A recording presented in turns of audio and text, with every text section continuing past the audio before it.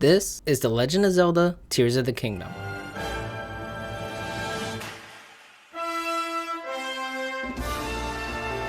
It's an amazing follow-up to 2017's Breath of the Wild. Tears of the Kingdom is almost everything we wanted and more. A better magnesis with Ultra Hand lets you grab almost all items and place them together. Fuse creates better weapons. Ascend lets you jump through objects to new locations. And then finally Recall to rewind objects through time. All these features are brand new and bring new life into The Legend of Zelda. But there was a feature left behind.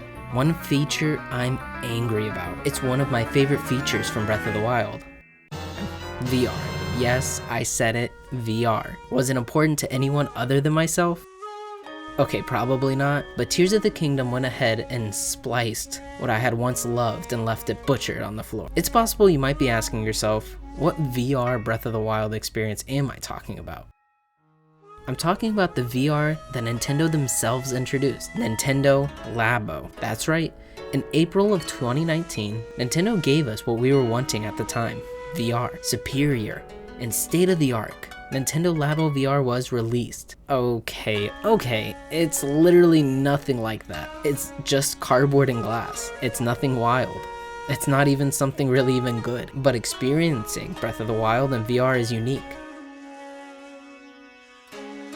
There are barely any VR games on the Nintendo Switch. It's always an afterthought, and normally only accessible in certain modes. But it's not like this in Breath of the Wild. The entire game can be played in VR, and I believe it's used very well. So, while everyone is busy playing Tears of the Kingdom, I'll be peacefully and happily playing Breath of the Wild. At least, until I'm not. One of the main reasons I like to play Breath of the Wild over Tears of the Kingdom is because of the tranquility, the peacefulness, and serenity of the atmosphere. Now sure, Tears of the Kingdom has all of these as well, but in Breath of the Wild I can experience it all in VR, and it puts me to sleep. But wait, I mean that in the best way possible. It's kind of what I'm looking for when I play Breath of the Wild. What I mean is, in VR Breath of the Wild, I feel like I'm exploring the world as Link. VR adds immersion unlike anything else. Having the camera brush the blades of grass inches from my face, or the rain falling down right in front of me is hypnotic. I play VR in a bit of a specific way though. I turn the screen brightness all the way down, and I typically only play the game when I'm lying down. I keep the Joy-Con detached and at my side, and I keep the headset balanced on my head. I like playing it mainly at night though because it's quiet. It allows for the subtle sounds that get overlooked during the day to be enhanced. Now you might be asking yourself, why doesn't he just use headphones? Yeah, headphones do enhance these small sounds that I'm going to describe, but there's something different when you're in VR and have headphones plugged in. Hearing the sounds of the islander hawk flying above as it flaps its wings, or hearing the bright-chested duck as it paddles through the water, hearing the small vibrations of the wings of the cold darner, all these sounds tend to get overlooked. They're extremely subtle and add to the overall atmosphere of the world. And while VR isn't very good on the Switch, I feel like it adds a new sense of immersion and something that Tears of the Kingdom could have benefited from. Of course, there are sounds and enemies that if I heard and see in VR, make my heart race. In Breath of the Wild, when playing in VR, I dread the thought of crossing in front of a guardian. Typically when I'm playing in VR, I tend to fall asleep, and if I fall asleep and I'm still walking forward, who knows when a guardian's gonna start locking on and getting ready for an attack. When it starts, everything stops. I feel my heart beat through my chest and my eyes immediately open, quickly looking at the screen to try to save Link before it's too late, but most of the time, it already is. The Guardian has already launched its attack, and all I can do is watch in horror as the laser comes flying down towards me. During the day, when I'm playing Breath of the Wild on the TV or just on the handheld of the Switch, I don't take time to admire everything about the world. At nighttime though, when I do play, that's when things really begin to shine.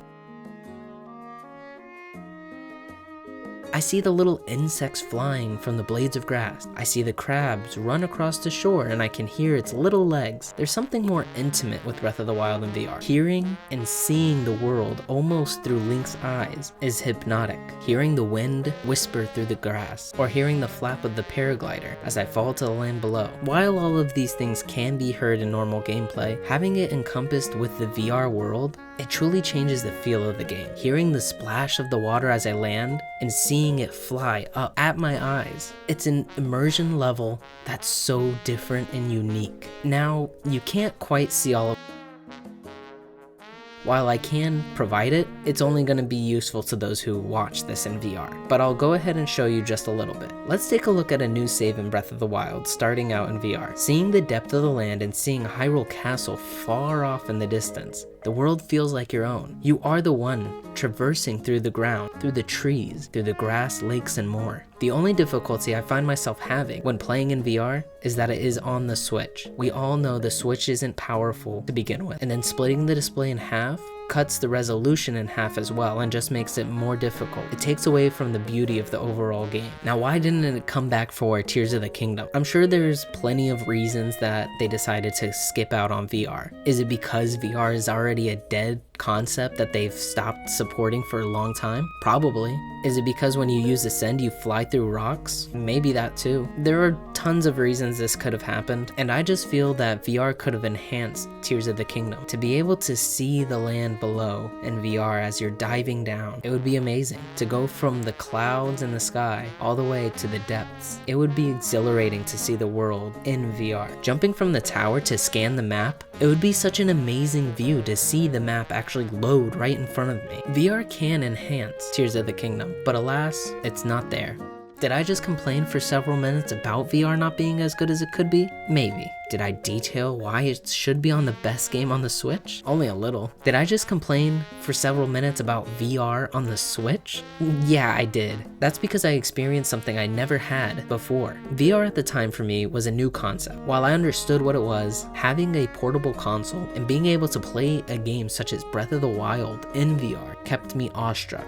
I was curious to know how this world would be looking at it through a new perspective. And Breath of the Wild did show me that it can be quite amazing. Would Tears of the Kingdom having VR actually make the VR worth something more? Well, actually, yeah, it probably would. But this is the timeline we're in. Nintendo stripped VR out of Tears of the Kingdom, and I will never forgive them for it. But for today, let's let some of the tears fall for the VR headset that was removed entirely from Zelda, as when it first was introduced, it provided something unique. Thanks for watching. Till next time.